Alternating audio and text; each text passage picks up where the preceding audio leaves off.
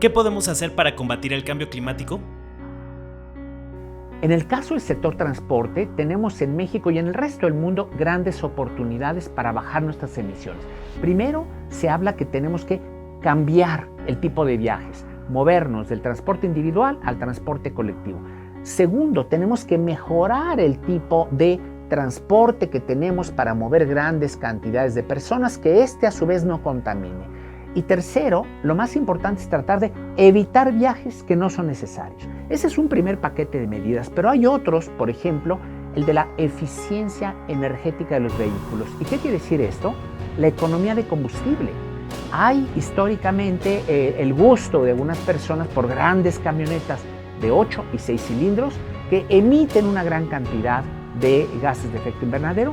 Deberíamos de movernos, si es que hay que utilizar auto particular, solo vehículos compactos de 4 cilindros. Si se puede utilizar autos híbridos que tienen un motor eléctrico y uno de combustión interna, que tienen el doble de rendimiento que los convencionales de combustión, e idealmente en unos años se alcanzará la paridad de costos de los vehículos eléctricos con los vehículos de combustión interna.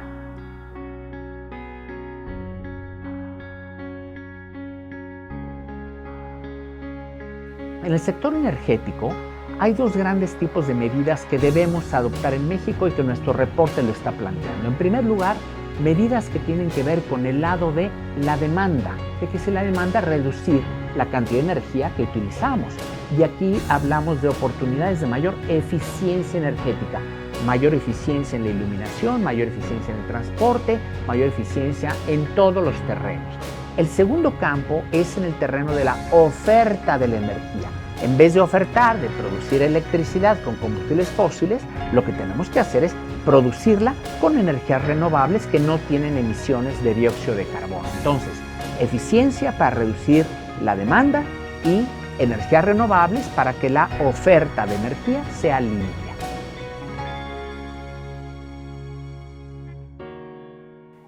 Muchas emisiones de gases de efecto invernadero están asociados con nuestra vida cotidiana, con el lugar donde vivimos, por ejemplo. En las viviendas de todos nosotros hay varias actividades, varias de ellas vinculadas con el uso de energía que generan emisiones. Por ejemplo, cuando cocinamos utilizando gas, hay la generación de emisiones de dióxido de carbono cuando se quema el gas, pero también recordemos que si hay fugas en el sistema, ahí también se estará liberando a la atmósfera gases de efecto invernadero. México es un país de altísima biodiversidad. México tiene todavía una muestra, por así decirlo, de muy diferentes ecosistemas, donde hay una gran variedad de plantas y de animales.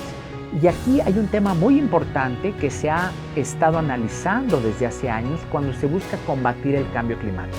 Hemos dicho que muchas emisiones provienen de la quema de combustibles fósiles, pero también en muchos países las emisiones provienen de la deforestación de bosques y de selvas.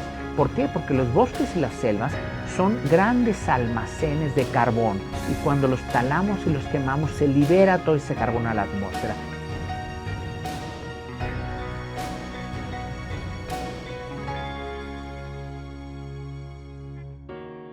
En México, una de las medidas fundamentales que desde hace años se está planteando y que la retomamos en nuestra propuesta es parar totalmente la deforestación.